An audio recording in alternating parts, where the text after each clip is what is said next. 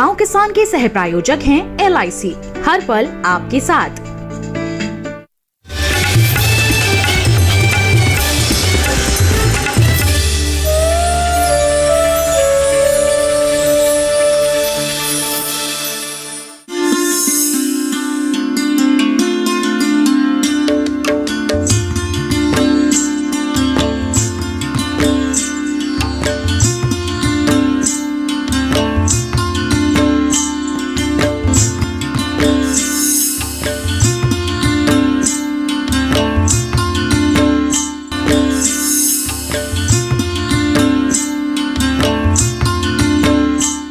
नमस्कार, आप देख रहे हैं दूरदर्शन किसान। मैं हूं मोनालिसा। स्वागत है आप सभी का कार्यक्रम गांव किसान में। इस कार्यक्रम में हम आपके लिए कृषि और पशुपालन से जुड़ी हुई महत्वपूर्ण जानकारियां लेकर आते हैं। आज इस कार्यक्रम में खेती किसानी में जहां हम आपको बताएंगे गेंदे की व्यावसायिक खेती के बारे में, तो वहीं हमारा पशुधन में बात होगी मछली पालन की। इसके अलावा कामयाब किसान में हम आपको मिलवाएंगे एक ऐसे सफल किसान से जिन्हें मैंगो मैन के नाम से पुकारा जाता है। तो आइए शुरू करते हैं आज का ये कार्यक्रम। आइए कार्यक्रम की शुरुआत करते हैं अपने पहले सेगमेंट खेती किसानी से, जिसमें आज हम बात करेंगे गेंदे की। आइए जानते हैं कि किस तरह से आप गेंदे की व्यावसायिक खेती कर सकते हैं। खेती के दौरान किन किन बातों का ध्यान रखना चाहिए और अच्छी पैदावार के लिए आप किन किस्मों का चुनाव कर सकते हैं। पारंपरिक फसलों की खेती के अलावा जब अन्य फसलों की बात की जाती है तो उसमें फूलों की खेती का जिक्र भी होता है। फूलों की खेती की सबसे अच्छी बात ये है कि ये नकदी फसलें हैं जो कम समय में तैयार हो जाती हैं। किसान जब फूलों की खेती का चयन करते हैं तो उसमें गेंदा का स्थान सबसे ऊपर होता है, जिसकी वजह भी साफ है, इसकी मांग हमेशा बनी रहती है। ये एक सदाबहार फूल है जिसकी उपज तीनों सीजन में ली जा सकती है। गेंदा की व्यावसायिक खेती करने के लिए वैसे तो हर तरह की मिट्टी ठीक होती है, लेकिन पैदावार में इजाफा पाने के लिए दोमट, मटियार दोमट व बलुआ दोमट मिट्टी अच्छी मानी जाती है, जिसमें जल निकासी का बेहतर गुण होता है। खेत तैयार करने के लिए एक बार मिट्टी पलटने वाले हल से 2 से 3 बार जुताई करके पाटा चलाएं और मिट्टी को भुरभुरा बनाकर क्यारियां बना लें और खाद इस तरह से मिलाएं। 200 क्विंटल कंपोस्ट खाद, 120 से 160 किलो नाइट्रोजन, 60 से 80 किलो फास्फोरस और 60 से 80 किलो पोटाश प्रति हेक्टेयर की दर से लें और नाइट्रोजन की आधी मात्रा व फास्फोरस पोटाश की पूरी मात्रा खेत में डाल दें। इसके बाद किसान गेंदे की नर्सरी तैयार करें। चाहे तो तैयार पौधों को नर्सरी से खरीद कर भी खेत में रोपा जा सकता है। इसकी रोपाई खरीफ, रबी और जायद तीनों सीजन में की जा सकती है। वैसे इन्हें लगाने के लिए सबसे अच्छा समय सितंबर-अक्टूबर होता है। हालांकि सीजन के हिसाब से पौधे की दूरियां अलग अलग होती हैं। इस तरह की जो हाइब्रिड प्रजाति आई हैं, किस्में आई हैं, यह सामान्य तौर पर गमलों में उगाए जाने वाली प्रजाति हैं। लेकिन अगर हम इन्हें अपने कृषि क्षेत्र में उगाकर फसल उगाएं तो इससे 2 हमें फायदे होने वाले हैं। एक तो यह कम अवधि में ही फसल समाप्त हो जाती है, ताकि हम इसी अवधि में दूसरी फसल की रोपाई करके दूसरी फसल भी अच्छी तरह से ले सकते हैं। पैदावार अच्छी मिले और फूलों का आकार व रंग भी बेहतर हो, इसके लिए जरूरी है कि किसान संकर किस्मों का चयन करें। पूसा अर्पिता, पूसा नारंगी, पूसा बसंती, इसके अलावा अफ्रीकन गेंदा और फ्रांसीसी गेंदा किस्मों का भी चुनाव कर सकते हैं। हर पौध में फूल की संख्या ज्यादा हो, इसके लिए पिंचिंग का ध्यान रखना चाहिए। आमतौर पर रोपाई के 30 से 40 दिनों के अंदर पिंचिंग कर लें। साथ ही खेत में निराई गुड़ाई का भी ध्यान रखें। 15 से 20 दिनों में निराई गुड़ाई करते रहें। इससे मिट्टी में हवा का संचार ठीक से होगा और खरपतवार पर भी नियंत्रण किया जा सकेगा। जबकि हमारी जो 2 वैरायटियां हैं, पूसा नारंगी गेंदा, पूसा बसंती गेंदा जो है, उसमें वो तोड़ना पड़ता है। तो उस पूसा नारंगी गेंदा और पूसा बसंती गेंदा में आपको 20 से 25 दिन लगाने के बाद उनके ऊपर से, जिसको हम पिंचिंग कहते हैं, फुनगी तोड़ना, उनको आप तोड़ दीजिए, जिससे उसमें बढ़वार ज्यादा हो और जितनी ज्यादा उसमें फैलाव होगी उतने पुष्प उसमें ज्यादा आते हैं और उसकी उत्पादकता बहुत अच्छी होती। दूसरा बहुत इंपॉर्टेंट बात मैं आपको बताऊंगा, वो ये है कि किसान भाई इसकी जो पिंचिंग है उससे फूल लेने की समयावधि को घटा और बढ़ा सकते हैं। अगर उसमें डबल पिंचिंग कर देते हैं तो पुष्प बाद में आएगा, एक पिंचिंग कर देते हैं तो पुष्प जल्दी आ जाता है। और किसान भाइयों ने देखा होगा कि अगर वो पिंचिंग नहीं करते हैं तो 30 दिन के बाद ही आ जाता है। तो पहली पिंचिंग तो बहुत जरूरी है, क्योंकि अगर वो पिंचिंग नहीं करेंगे अफ्रीकन में तो उन्हें उत्पादकता प्राप्त नहीं होगी। गेंदे में सिंचाई की बात करें तो खेत में नमी के हिसाब से सिंचाई करती रहनी चाहिए। किसान 5 से 10 दिन के अंतराल पर सिंचाई कर सकते हैं। यदि सीमित या कम पानी में अच्छी पैदावार लेना है तो ड्रिप सिंचाई विधि का उपयोग कर सकते हैं। इससे पानी भी कम लगता है और खरपतवार नियंत्रण भी हो जाता है। इस तरह से सीमित संसाधनों में भी गेंदे की भरपूर उपज ली जा सकती है। सामान्य तौर पर रोपाई के 60 से 70 दिनों में फूल आने शुरू हो जाते हैं और 90 से 100 दिन तक आते रहते हैं। तैयार फूलों की तुड़ाई शाम के समय करके किसान समय से मंडी या बाजार पहुंचाकर अच्छा मुनाफा कमा सकते हैं। तो अभी आपने गेंदे की व्यावसायिक खेती के बारे में विस्तार से जाना। इसी के साथ कार्यक्रम गांव किसान में वक्त हो गया है एक छोटे से ब्रेक का। ब्रेक के बाद हम आपको बताएंगे मछली पालन के बारे में अगले सेगमेंट हमारा पशुधन में। आप बने रहें दूरदर्शन किसान पर।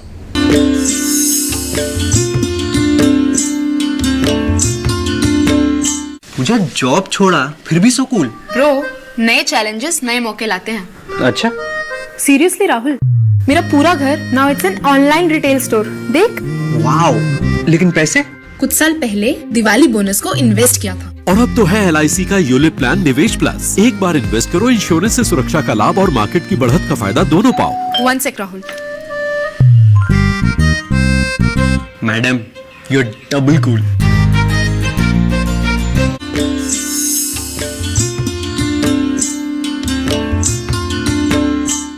ब्रेक के बाद आप सभी का फिर से स्वागत है। आप देख रहे हैं कार्यक्रम गांव किसान।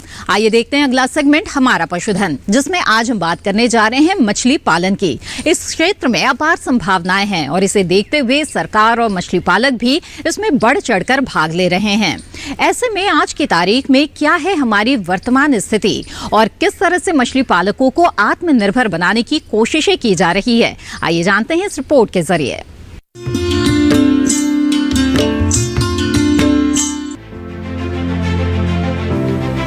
हमारे देश में मछली व्यवसाय 2 तरह से फल फूल रहा है। पहला तो तटीय इलाकों में मछली पकड़कर और दूसरा तालाबों में मछली पालन करके। बढ़ती खाद्य मांग की पूर्ति के लिए सरकार मत्स्य के क्षेत्र में भी बढ़ चढ़कर सहयोग कर रही है। इसी को ध्यान में रखकर माननीय प्रधानमंत्री जी ने 2050 करोड़ रुपए के निवेश के साथ मत्स्य संपदा योजना की शुरुआत की। PMMSY के तहत अतिरिक्त 70 लाख टन मत्स्य उत्पादन, 1 लाख करोड़ रुपए मत्स्य निर्यात, अगले 5 सालों में 55 लाख रोजगार के अवसर लाने जैसे लक्ष्यों को रखा गया है। इस योजना का लाभ खारे पानी में जलीय कृषि को बढ़ावा देने के लिए वित्त वर्ष 2020-21 से 2024-25 के दौरान 526 करोड़ के निवेश लक्ष्य की परिकल्पना है, जिसके तहत RAS और बायोफ्लोक तकनीकों को अपनाने और बढ़ावा देने पर ध्यान दिया जाएगा। साथ ही उत्पादन लागत को कम करने के लिए परीक्षण प्रयोगशाला, net worth, feed plant, cold chain जैसी सुविधाओं के विकास के साथ सारी सुविधाओं को एक जगह संजोया जाएगा। इसके लिए क्लस्टर मॉडल बनाए जाएंगे। वहीं पिछले कुछ सालों में हमारे देश में मीठे पानी में मछली उत्पादन बढ़ा है। करीब 8 मिलियन टन उत्पादन के साथ हम बेहतर स्थिति में, जिसमें देसी मछलियों का प्रतिशत अधिक है। वहीं कैटफिश का उत्पादन में भी 8 लाख टन से ज्यादा हो रहा है। साथ ही झींगा उत्पादन में भी हमने काफी बढ़त ली है। मौजूदा समय में हम मत्स्य उत्पादन में कहाँ हैं और आगे क्या संभावनाएं हैं, जानते हैं भारतीय कृषि अनुसंधान परिषद के उप महानिदेशक जी से। जब आप भारत का प्रोडक्शन देखेंगे मछली का, लास्ट 7 दशक में हम 1 मिलियन टन से भी कम मछली हमारा प्रोडक्शन होता था। पूरा प्रिसाइज में बोलना चाहूँगा, 7.5 लाख टन से आज के दिन में 142 लाख टन हम मछली के उत्पादन 19 फोल्ड इंक्रीज हुआ है। एंड इसके लिए शोध का एक बड़ा कंट्रीब्यूशन रहा है। फॉर एग्जांपल, जैसे आप बोलेंगे, जब हम खेती कर, आज के दिन में हम बोलते हैं कि 8 मिलियन टन हमारा फ्रेश वाटर प्रोडक्शन होता है, फ्रेश वाटर एक्वाकल्चर से प्रोडक्शन होता है। पहले आपका प्रोडक्शन के लिए क्या चाहिए? बीज चाहिए। पहले बीज के लिए हम डिपेंड करते थे नदी के ऊपर। जब बारिश होगा, बाढ़ आएगा, नदी से हम पकड़ेंगे बीज, छोटा छोटा बीज पकड़ेंगे, देन हम यूज करेंगे। जो हम सोचते थे कि कटला रोहू हम पकड़ेंगे, लेकिन क्या पकड़ते थे हमको पता नहीं था बीज में। आज के दिन में 100% बीज इंड्यूस्ड ब्रीडिंग में जो टेक्नोलॉजी हुआ हम 1957 में, वही टेक्नोलॉजी से आज 100% सीड रिक्वायरमेंट हमारा फुलफिल होता है। आज के दिन में 3000 से भी ज़्यादा हमारा हैचरी है कंट्री में। हम बोलते हैं 52 billion seed fry, mainly fry, calf fry हमारा आज के दिन में प्रोडक्शन होता है। वही एक टेक्नोलॉजी जो रिवोल्यूशनाइज किया है। आज के दिन में हम सिर्फ इंडियन मेजर काप बोलते नहीं, आज के दिन में 70 से ज़्यादा मछली का हम ब्रीडिंग टेक्नोलॉजी डेवलप किया है। सिर्फ कार्प नहीं, कैटफिश नहीं, आज के दिन में जो मरेल हम बोलते हैं, या ब्रैकिश वाटर में जैसे मलेट बोलते हैं, मिल्क फिश बोलते हैं, पल्स फिश बोलते हैं, या मेरीन में आज के दिन में जो कैरिज कल्चर करते हैं, नया नया मछली, कोबिया, पंपनो, ग्रुपर, ये सब का मछली का हम जो प्रजनन विकसित किए हैं। और कल्चर टेक्नोलॉजी सबसे बड़ा इंपॉर्टेंट। पहले तालाब में प्रोडक्शन कितना होता था, 500-600 किलो होता था पर हेक्टेयर में। आज के दिन में हमारा जो नेशनल एवरेज प्रोडक्शन है 3.5 टन से ज़्यादा है। लेकिन आपको हमारे खेती फार्मर के पास जाएंगे 10 टन 15 टन वेरी कॉमन है। जो कार्प में करते हैं, जो कैटफिश में करते हैं तो बहुत ज़्यादा है। तो नया नया टेक्नोलॉजी हुआ। सिर्फ कार्प, कैटफिश नहीं, फूड फिश नहीं, ऑर्नामेंटल फिश, नया नया मछली, फ्रेश वाटर का छोड़िए, ब्रैकिश वाटर, मेरीन, जो डामसेल, क्लाउन जैसे मछली है, एक एक मछली 2 इंच का मछली को $3 $4 में हम बेच सकते हैं। जो झींगा, छोटा झींगा, एक एक झींगा को 2 इंच का साइज का झींगा आप $10 तक भी प्राइस होता है। तो ये सब जो technology, breeding technology, farming technology, ये हमारा जो शोध हुआ है वो धीरे धीरे पूरा देश में उसको स्प्रेड हुआ है। उसको छोड़ के जो मछली पालन करेंगे, इसके लिए क्या चाहिए? खाना चाहिए, आहार चाहिए। जो बीमारी होता है उसको डिजीज मैनेजमेंट चाहिए। ये सब के मिट्टी पानी के ऊपर चाहिए, सोच चाहिए, ये सब के ऊपर हमारा टेक्नोलॉजी विकसित हुआ है।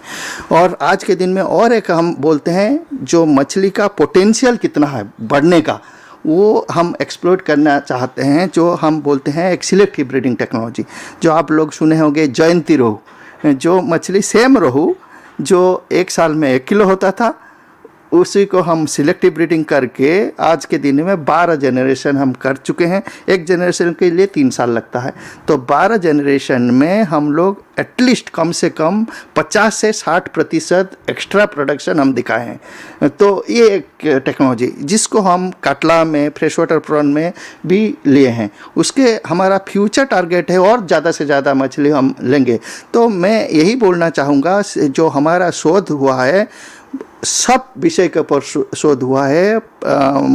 सिर्फ मिट्टी पानी से लेकर हार्वेस्ट से लेकर पोस्ट हार्वेस्ट प्रोसेसिंग कैसे करेंगे, उसके बाद जो नदी में धीरे धीरे मछली कम हो रहा है उसको कंजर्वेशन कैसे करेंगे, सब के ऊपर हमारा शोध रहा है। मछली पालन में अपार संभावनाएं हैं। मौजूदा समय में इसके लिए आधुनिक तकनीकों का इस्तेमाल कर अच्छा लाभ कमाया जा सकता है।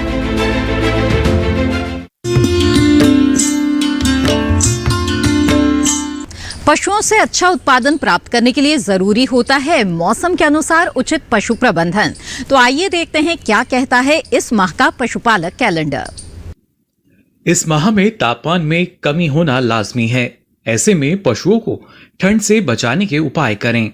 रात के समय पशुओं को खुले में ना छोड़ें। सर्दियों में मौसम में पशुओं के आवास का बेहतर प्रबंधन करें। समय रहते आवास की छत पर घास फूस से ढक दें। दिन के समय पशुओं को खुली धूप में बांधें, क्योंकि सूर्य की किरणों में विषाणु को नष्ट करने की क्षमता होती है, जिससे बीमारियों की आशंका कम हो जाती है। तापमान में कमी होने पर पशु के शरीर को गर्म रखने के उपाय करें। पशुओं के शरीर को कपड़ा या जूट की बोरी से ढक दें। पशुओं में रक्त संचार बेहतर बनाए रखने के लिए पशुओं को हल्का व्यायाम कराएं। खुरपका, मुंहपका रोग, गलघोटू, लंगड़ी बुखार, चेचक आदि रोगों के टीके यदि अभी तक नहीं लगवाए हों तो कृपया समय रहते पशुओं का टीकाकरण करा लें। इस मौसम में कफ, निमोनिया और खांसी संबंधित रोग होने की स्थिति में पशु चिकित्सक से परामर्श लेकर ही पशु को दवा दें। दुधारू पशुओं को थनैला रोग से बचाने के लिए पूरा दूध निकालने और दूध दुहने के बाद थनों को कीटाणुनाशक घोल से धो लें।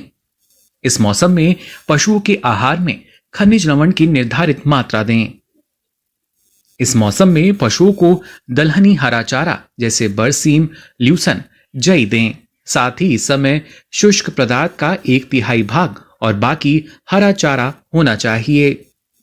इस समय पर्याप्त मात्रा में हरा चारा उपलब्ध रहता है, लेकिन पशु का स्वास्थ्य बनाए रखने के लिए निश्चित मात्रा में ही हरा चारा दें, नहीं तो अफारा होने की आशंका बनी रहती है।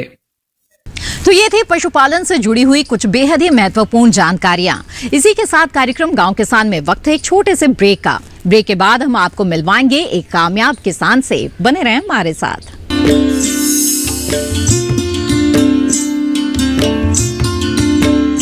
हर जोखिम से निकल कर फसल आए, सुरक्षित हो जाए।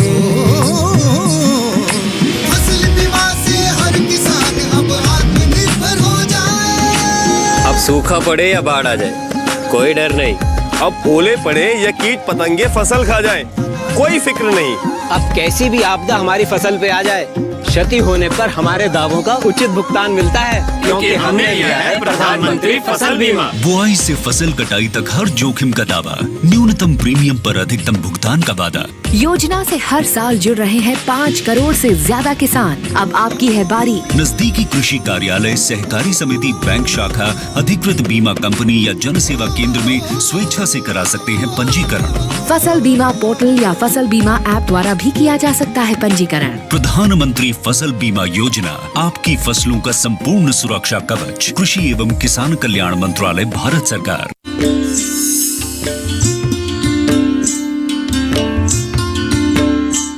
ब्रेक के बाद आप सभी का फिर से स्वागत है। आप देख रहे हैं कार्यक्रम गांव किसान।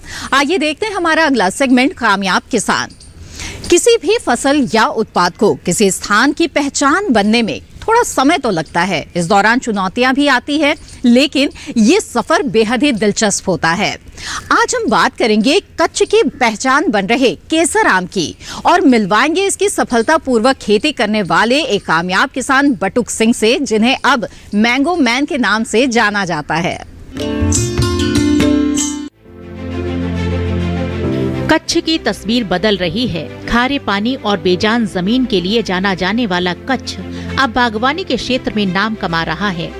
जैविक और प्राकृतिक खेती के तरीकों ने इस नमकीन जमीन में मीठे फल देने शुरू कर दिए हैं और इसके पीछे सबसे ज्यादा अगर किसी ने मेहनत की है तो वो है यहाँ के किसान, कृषि विशेषज्ञ और सरकार, जो लोहे को भी सोने में बदलने का हुनर रखते हैं। आज हम आपको ऐसे ही एक किसान से मिलवाएंगे जिन्होंने आम की एक किस्म को कच्छ का पर्याय बना दिया है।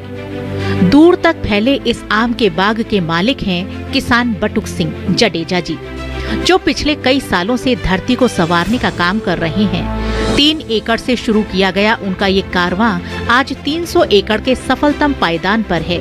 लेकिन इस मंजिल तक पहुंचने के लिए बटुक सिंह जी ने कई उतार चढ़ाव पार किए हैं और आज वो कच्छ में मैंगो मैन के नाम से जाने जाते हैं।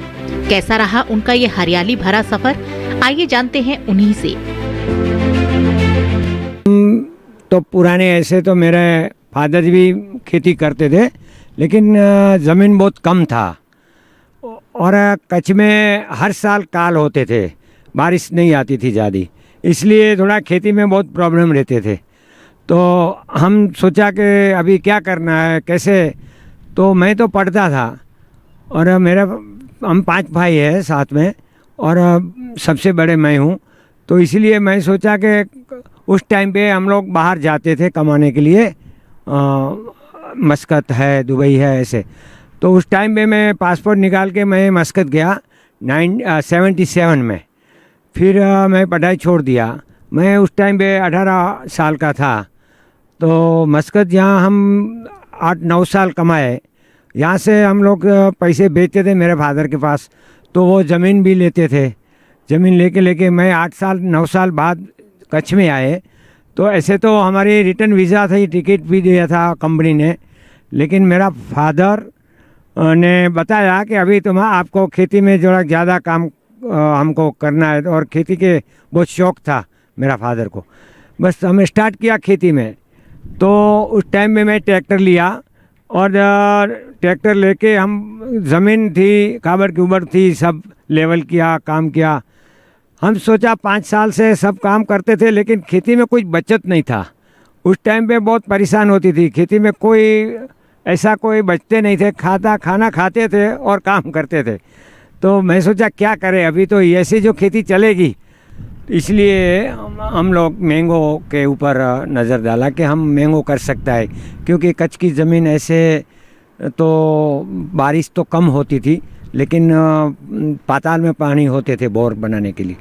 तो हम केसर मैंगो पे उस टाइम पे चौकस किया कि हमको केसर मैंगो लगाना है।